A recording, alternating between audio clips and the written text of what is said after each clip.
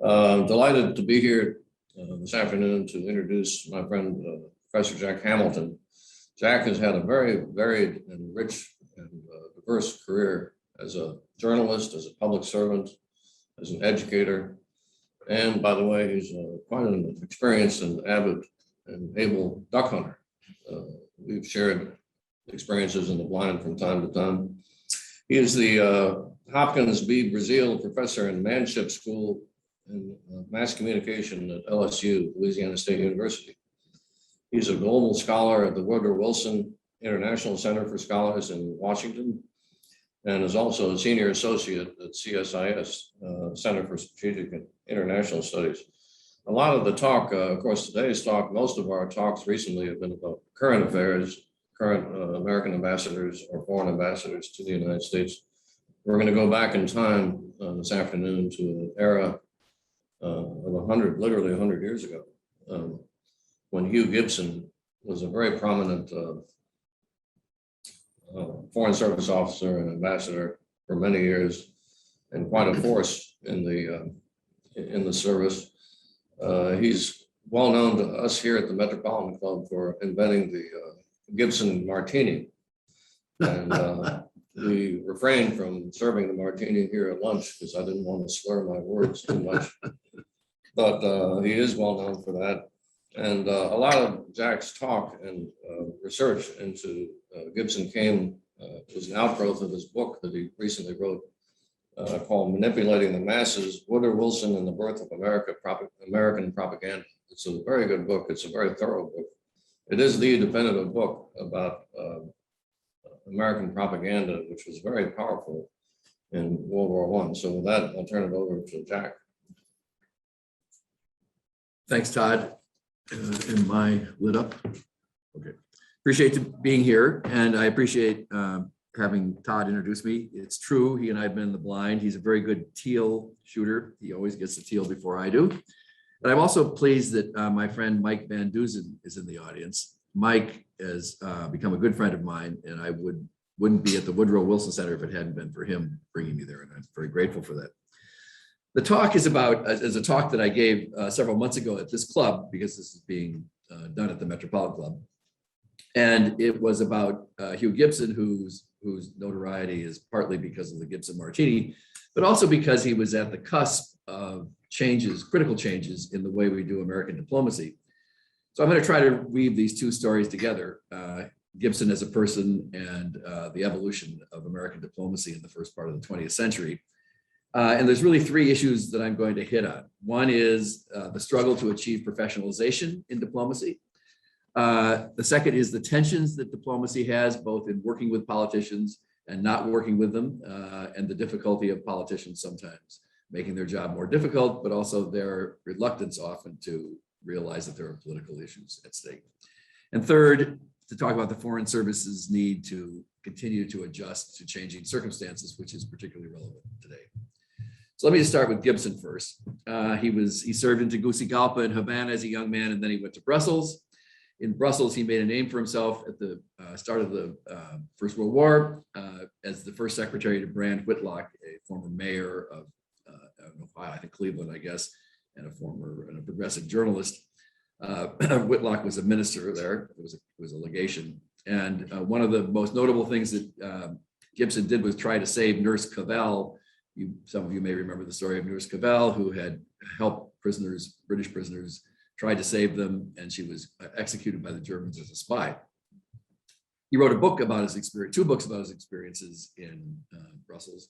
And then he went on to work with Hoover, with the Commission for Relief in Belgium, and became very close to Hoover, which I'll say a little bit more about later, but we'll point out here that thanks to Hoover, he was appointed after the war as minister to Poland. He was the youngest man to hold that rank. He was only 36 when he had it. In the course of his career, he was on Time magazine's cover 3 times, which is remarkable. Most diplomats don't get there ever. In 1927, he was on with 3 pictures in the front. I love this cover. And under each one was this title. One was clubman, one was diplomat, and one was chief. He was in, again, I'll come back to what those were about, but they were basically that he was a bon vivant, he was a very good diplomat, and he was chief of a lot of negotiation missions. international negotiation missions. And by the time he was on in 1932, he had solidified his reputation as being one of the most adept and seasoned negotiators in international disarmament conferences. Time called him that year Hoover's most trusted diplomat. He went on to be ambassador to Belgium twice, to Switzerland once, and Brazil once. And he wrote a number of books. I won't go through all of them, but one was actually a travel book on Rio, the two books I mentioned on Brussels.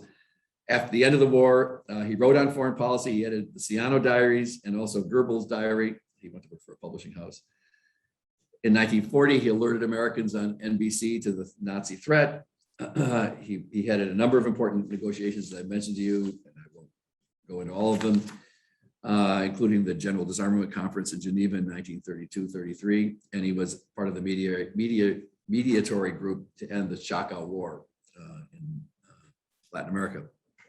A diplomatic historian has commented that Gibson considered large-scale disarmament difficult and idealistic, but he believed in the possibility that sincere, skilled diplomats could formulate bit by bit agreements which would eventually impose limits and later reductions. I particularly like this point, and I think you will too, since you've done this work in the field. Everybody knows that diplomats can have glamorous careers, but the real work of diplomats is quotidian, it's hard, it's slogging, and you make incremental progress, and it's often unheralded. And I think Gibson understood that diplomacy is essential for what we do in our country, but it's not the flashy things that count as much as just representing your country and getting things done. At the end of his career, he was Director General of the International Commission for Polish Relief, and then subsequently, again, another commission for relief in Belgium. He was a member of the Hoover Commission to reorganize the executive branch. He traveled with Hoover around the world and wrote 2 books with him. And he died in 1954 in Geneva. He was the head of the Intergovernmental Committee for European Migration. And he's buried there. If you look at Gibson's photos, and I guess if I brought one, it would have been good, you can see a man with a very impish face. J. Pierpont Moffat, one of his colleagues, once said that he was scintillating and possessed a razor-like wit, fortunately tempered by a keen sense of fun. He was known as a very young diplomat when the State Department was in the Army War, State War, Navy building just a block away from here. On Saturdays, coming in and setting off an alarm that would summon all the senior Foreign Service officers to come together to talk, but they had nothing to talk about. So he'd set off the alarm and run down the hallway and laugh. His letters and memos can be very amusing. I've got 2 here that I think are very fun. At a 4th of July celebration around 1930 at the embassy in Brussels, where he was then ambassador, a long list of guests passed the receiving line, shaking hands with Hugh and Mrs. Gibson. One of the men with whom he spoke said to him, "Mr. Ambassador, I don't think you remember me." Whereupon the man committed the unpardonable sin of saying, and then Gibson says, "Yes, but of course I do." Whereupon the man committed the unpardonable sin of saying, "In that case, can you tell me what my name is?" Hugh, without hesitation, answered dryly, "My good man, if you don't know your own name, you don't expect me to do it, do you?" And then he knew Colonel House quite well, who also, by the way, was a member of this club. And once he wrote an ode, this was 1919, when he was in Paris during the peace treaty negotiations, and so was House. And it was an ode to Colonel House: "Wholly unquotable, always ungoatable, secretly notable, silence's spouse, darkly inscrutable, quite irrefutable, notably immutable, Edward M. House." I've told you about the Gibson Martini, or Todd has. The Gibson Martini has several people who could have invented it. It's sort of like the question of who invented creases in trousers. So we think generally it was probably King Edward VIII, but then he was Prince of Wales, who didn't like side creases and ordered extra trousers with each suit so that when his father wasn't around, he could have ones that were creased down the front. So maybe Gibson isn't the one, but what makes his case so interesting is he actually was interviewed by Neil McNeil, a New York Times reporter and a Time magazine journalist, who recorded the story. And the story goes like this: he was in the bar after work, as happened pretty much every night, and they'd get martinis. He didn't want to have more than one. His fellow diplomats wanted more than one. Finally, he had the bartender just give him water for the subsequent ones and put an onion in it. That's, by the way, what makes it a Gibson, a pickled onion. And then his friends, his colleagues marveled that he was always so sober at the end of the evening while they were packing down these martinis. And they thought, wow, there must be something about this. So then they started saying they wanted a Gibson. And he told the bartender not to give them water, but to make a really good, strong martini. And so he had the last laugh on that. He's an iconic figure in the Foreign Service. And to understand this, I think we need to understand what the Foreign Service was around the time he joined. In 1990, we had only 6 embassies. This is quite extraordinary. Here we are, a great power right at the end of the Spanish-American War, and we have 6 embassies. The rest were legations. And by the way, one reason that was the case is because we decided only to have embassies in countries that had embassies here. And we were seen as such an insignificant power from the point of view of, for example, the European powers, that they didn't even bother putting in an ambassador. But it's also true that we were underdeveloped. And in fact, this is a little factoid that you might find very interesting. We didn't have an embassy in Greece until 1992, and we didn't have one in Sweden until 1947. We only had legations, which tells you something about how slowly our foreign service actually developed. Anyway, the turn of the century begins to see some changes. Under Philander Knox, we had 35 ranking officers, 135 clerks, and 28 messengers, 2 phone operators, and a porter. But think about that again, 35 officers in 1909. And that was double what there had been 10 years before. That was the first year we actually had a reorganization. Many of the Foreign Service officers were playboys, unlike military officers who would go to West Point or the Naval Academy and then go on to careers. There was no training for them at all. Often they had only one assignment. And then after that was over, they went and did something else. There were consular officers, which was a completely discrete and separate activity. In other words, the diplomats were one, consular officers were the other. They were separate. The pay scales were very different. And they were often just business people who lived in a city and they were given a job. They often got for their salary some of the portion of the fees they collected.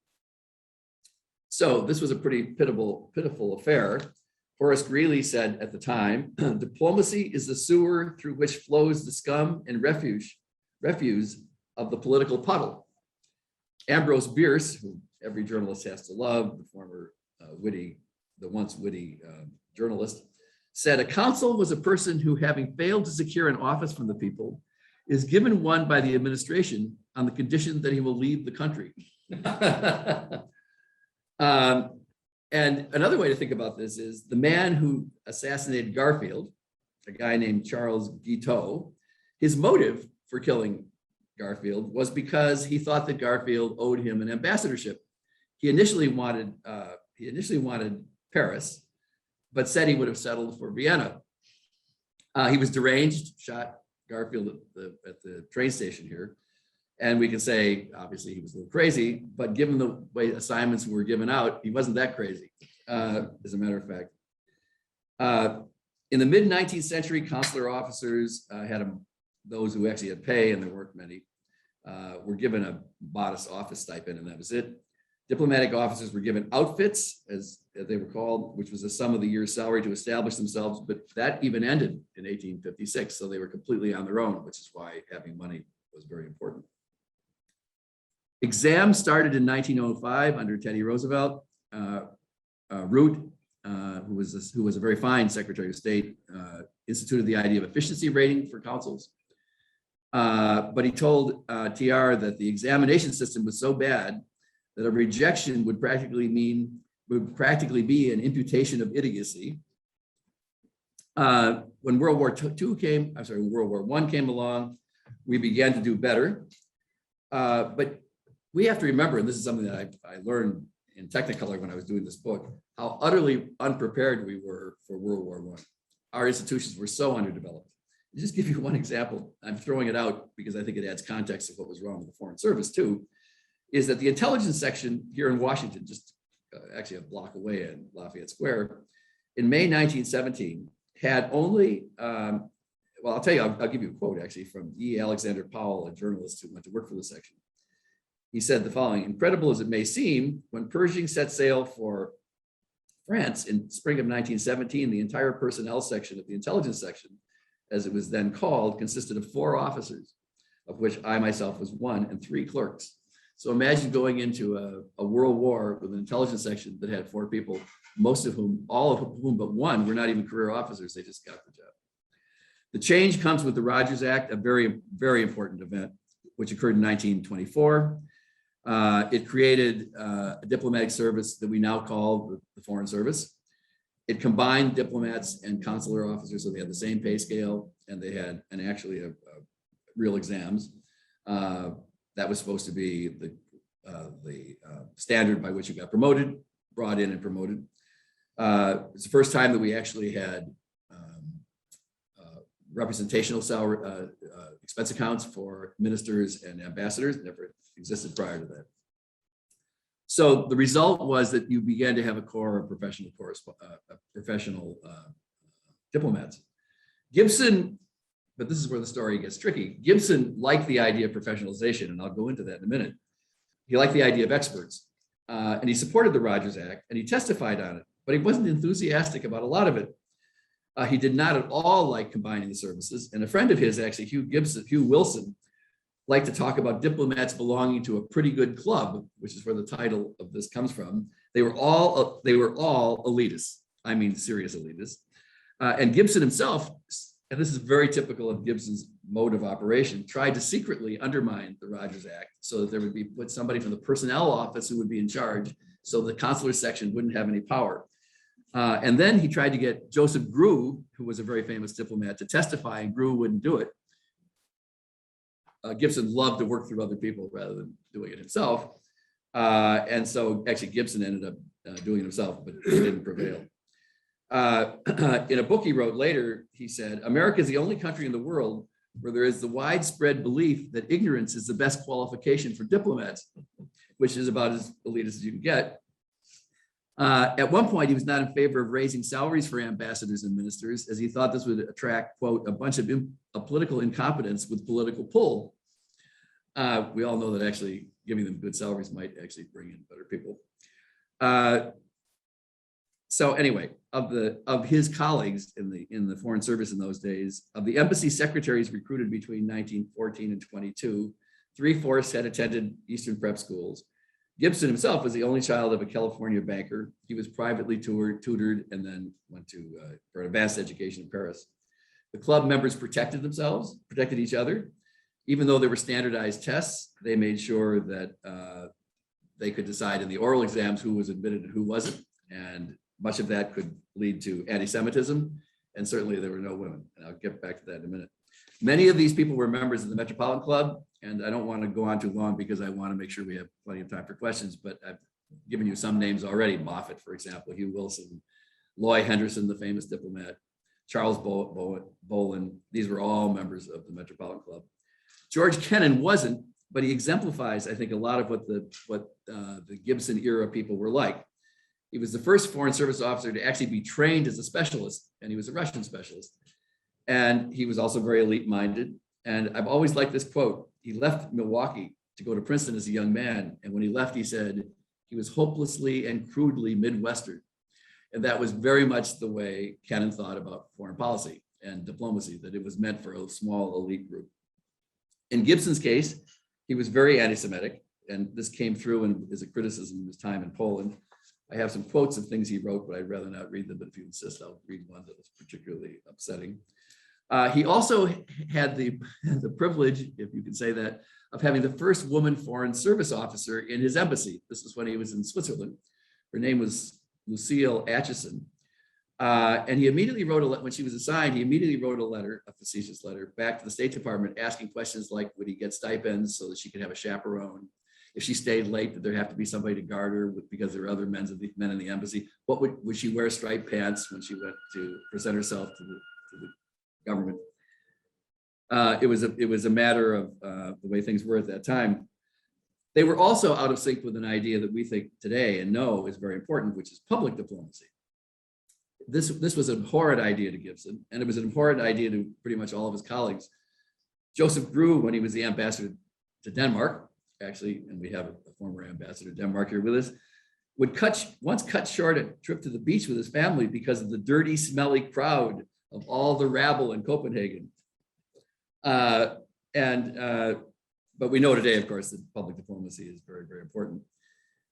Gibson, and this is where he comes into my story on the Committee on Public Information, which was about propaganda in World War I, hated the idea of the Committee on Public Information, even though he was mistakenly, it was a bad idea, assigned to be the liaison between diplomats and the CPI.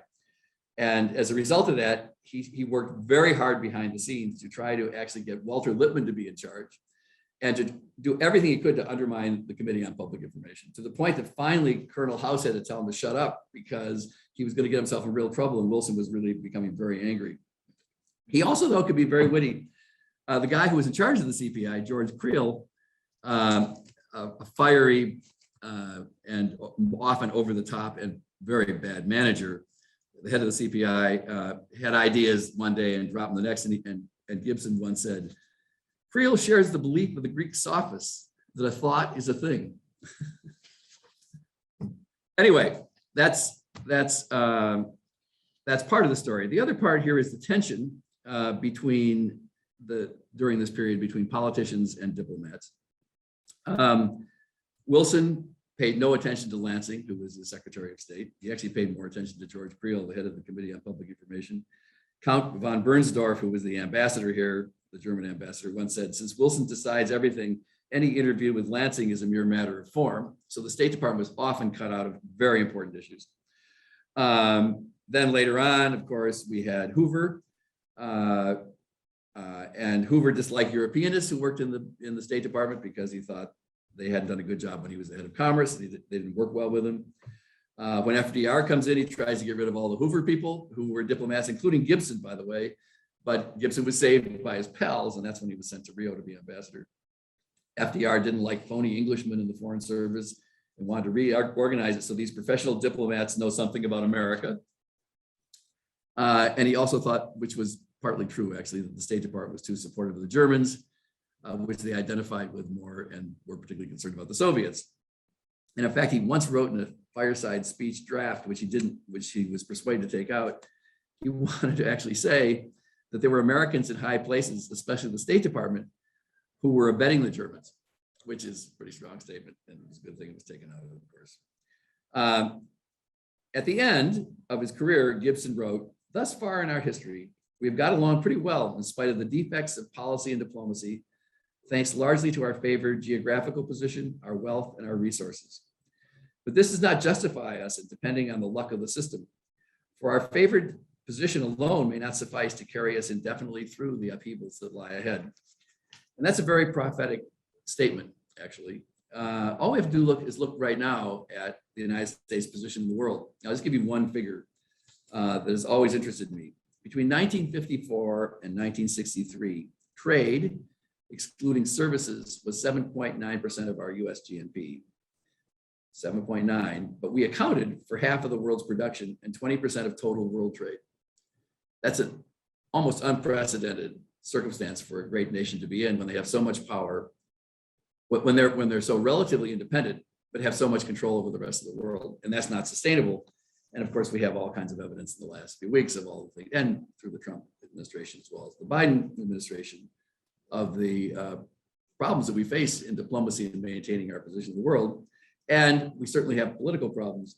I don't know the exact status of things today, but as of September 12th, Biden had actually only 2 or 3 of Biden's ambassador appointments had been confirmed by the Senate. Trump had 20 by this time. And believe it or not, Bush, too, had 60. And why is that? Well, partly it's because of Ted Cruz, who's put a hold on these.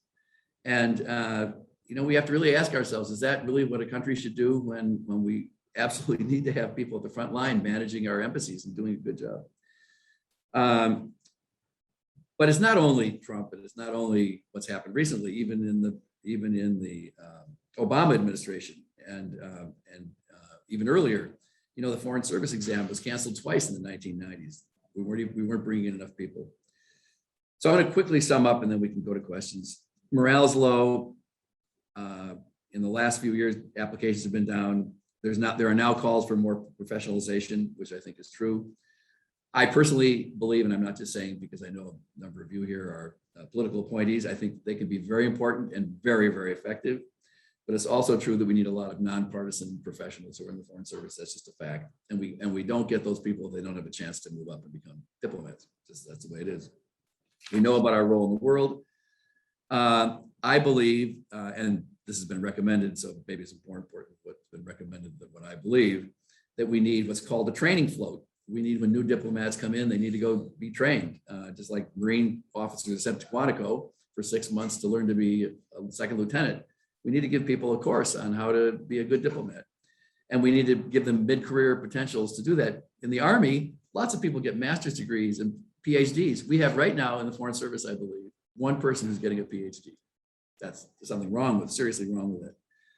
The exam system still works. There have been changes. It still works to weed people out rather than find people that we should have. And everybody in business knows the goal is to find people, not just nix people. Maybe there's a reason to do what the Rogers Act did, which is combine services more rather than having cones like political, economic, and so forth, consular. Maybe we just need to think of them as being broader. That I don't know. But I'll leave you with one thought, and that is that I think we actually must change the name of, instead of calling it the Foreign Service, it should be called the U.S. Diplomatic Service or something that's more transparent as to what it really is. So that's, I think I'll leave it at that, and I'd be glad to entertain anything anybody wants to ask. I'll ask a question. Jack, that was really interesting. As a former ambassador, I did not know so much of what you just shared. So I thank you and I compliment you for that. I've said many times it was the greatest experience of my life and a 24/7 job. It's unconscionable that these posts are vacant like they are now. One part that I didn't remember, or I don't know if you know this, when did I know that 30% of the ambassadors are described as political, 70% come up through the ranks of the State Department. Do you know when that came about or how that came about? I don't know those. I don't have a historical perspective on what the ratio was. But what we can say is that's not new. We've had a lot, of course, when we had a highly elite corps, you know, when it was a Playboy club, a lot of the diplomats were people who had been originally in some way, I mean, almost probably close to 100% at one point. So I can't tell you how those numbers have changed, but we can go back and see historically a number of great diplomats who were in the service who were political appointees. The other thing I would say, and I know this doesn't answer your question exactly, ours is the only foreign service that has political appointees to the extent we do. Other countries don't do that. Gibson was very opposed to political. Yes, that's what makes him complicated. He was opposed to political appointees, but he wasn't opposed to people who went to Groton.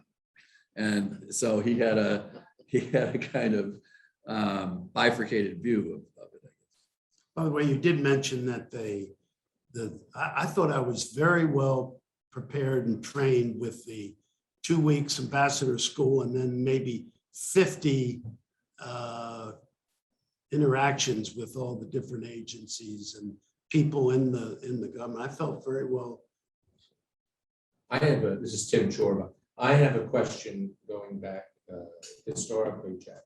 You mentioned that I think it was around 1900, we only had 6 embassies and we had a number of legations. What was the difference? 2 questions. First, what was the difference between a legation and an embassy? And second, did our diplomats serving in legations enjoy diplomatic immunity? Well, on the second question, I think they enjoyed diplomatic immunity because they were diplomats. But I don't know. There may be something about the history that I don't know. So I have to say, I think they still qualify as diplomats. So whatever immunity applied at that time, they would have enjoyed. The difference between an ambassador's embassy and a legation is status. and size.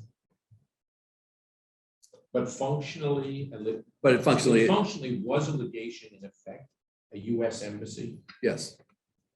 But it just didn't have the status. So you'd have a legation in a country that you considered less important to you than another country. Do we today, I don't know, do we have legations at all, or is everything an embassy? I don't know the answer to that. I don't think we have any legation. But we have Intersections. intersections. Yeah. Intersections. Places we I don't even know if we don't have anybody any has legacy. legations anymore. I mean, I don't know when they stop. It's a good question. We have an intersection when you need to maintain Right. a practical relationship, but you don't want to maintain or can't maintain full diplomatic relations. And that's through a third country. Yeah, Yes. right. That's third country. But the intersection, and this is a fiction, the intersection will be staffed by foreign service officers. Oh, in Havana, wasn't there an intersection Yes. before we reestablished diplomatic relations and opened the embassy? So that was an in-country It intersection. was the U.S. interest section of the Swiss embassy. And I don't know if you were down there with us, Todd, but I always I imagined. was on that trip. You were on one of the trips, indeed. And I always, and Richard Holwell, Ambassador Holwell was on one of the trips. I always wrongly imagined that the US had a little room with like 4 people and typewriters. And the Swiss had this wonderful embassy next to them. And these 4 people were pecking away. And we go down to the council, and a couple of trips down to Havana. And we get out, and here is an 8-story tall brick building, the largest embassy by far. Well, I'm sorry, the largest pseudo embassy by far in Havana. And there was no sign of any Swiss diplomat anywhere, and it was fully staffed by foreign service officers and Marines. So this was, quote, the US intersection of the Swiss embassy. And I talk about wag the dog. Here you have the tail was enormous, and the Swiss, in fact, probably had a little room. No, they had a nice house, I've never seen. Richard. Jack, I want to tell you, this has been marvelous. I salute you for this. I'm only sorry you only brought one copy of your book because I want to buy one from you. No, this is not my book.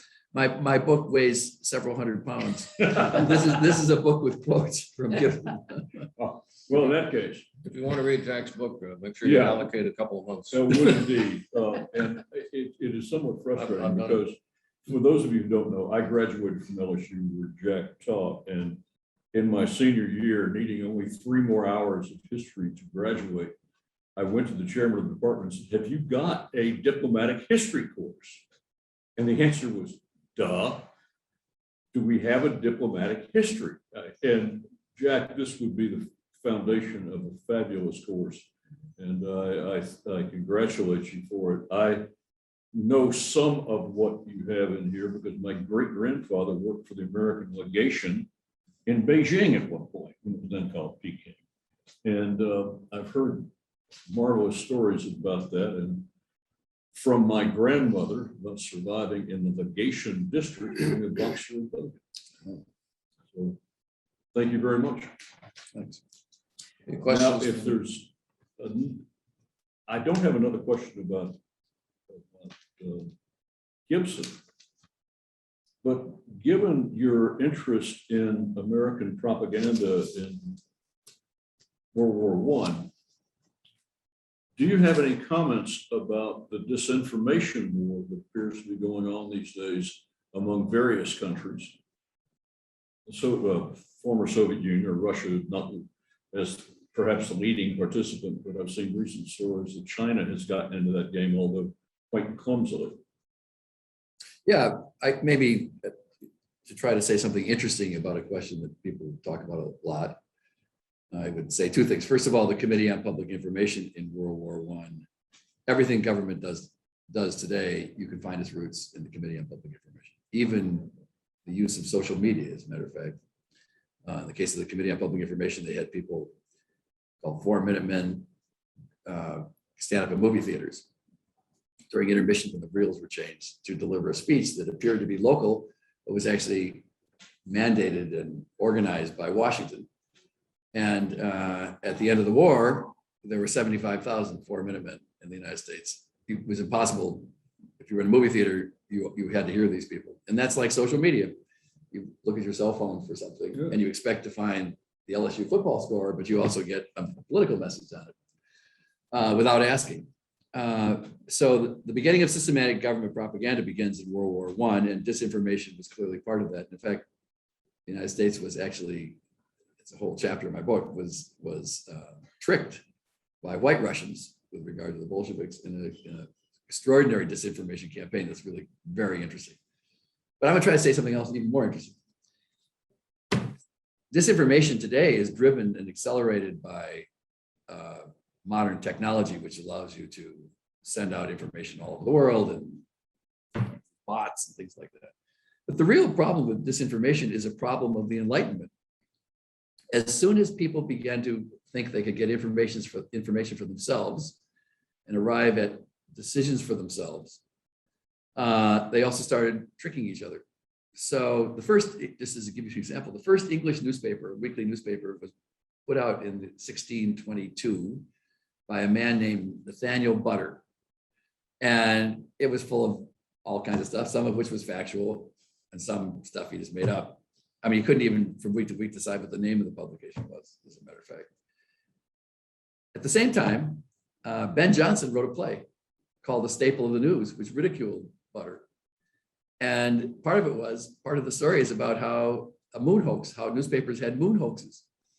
And so the point was, as soon as you have newspapers, as soon as you have information that goes out, you have people who try to pollute the information stream, and they come together. And so it's a natural inclination. Disinformation is a natural inclination of people who are engaged in thinking. And if you want to think about how you're going to deal with it, you have to understand, I think, that aspect. It's not just a technological problem. I have a question, Jack. I learned a lot about the sociological aspects of the Foreign Service by reading this book by Eric Larson called In the Garden of the Beast, which talked about the ambassador to Germany, who was interestingly, Roosevelt asked 3 or 4 people to serve as ambassador to Germany. They all declined. And then they finally found this guy who was a professor in the University of Chicago. And interestingly, he was not well-heeled at all, a professor, he's an academic. And then, but the whole staff of the embassy there, they all went out every night with black ties and went to nightclubs and were living the high life. And it's a fascinating window on what you're saying about Hugh Gibson. It was the elite upper classes who dominated the State Department in those days. And I guess this is part of the question that was asked before, but when did that shifted presumably significantly in the 60s and 70s? When was? Well, I think the Rogers Act helps a lot because it creates a better service with the kinds of things you'd expect, a retirement system and exams that work better, not perfectly. But you know, if you look at the Foreign Service today, it's still a pretty elite organization. I mean, they tend to have pretty good college educations. Not that they come from wealth as much, but they certainly tend to, and they tend to have had blue ribbon educations. Not always. I mean, there are more people who went to the University of Illinois than there used to be, and that does begin to change. But you know, I went to as an undergraduate to Marquette, and one of the great diplomats was a guy Murphy, who was a Marquette grad and went on to be very important in World War II as an effective diplomat. But he always felt like he was on the outside in an organization that was made up of people who Marquette. I mean, who the hell goes to Marquette? So, yes, I think it's just been a steady change. But I would guess if you took Foreign Service officers, it'd be an interesting study actually, and looked at them and compared them to other kinds of parts of the other places in the government, you'd see that they still skew toward elitism. Gibson served during that period that Eric Larson was talking about during the rise of Hitler in the early 30s, starting in 33. So my question is, did Hugh Gibson see that coming, or So, I don't know there's part of that question I don't know the answer to, and that is the extent to which he signed on to what concerned Roosevelt. That is, that Roosevelt was concerned that the diplomatic corps was too pro-German and not adequate because they were so terrified of the Soviet Union. But I do know that by 1940, he had retired at this point. He was very vocal about the Nazis, and was on the radio talking about it. So he foresaw what was going to happen. How can one senator hold up all these appointments? How broken is our system that can happen? It is a matter of time management in the Senate. The majority leader will ask for unanimous consent, and when there's an absence of unanimous consent, it goes back on the calendar. The ordinary,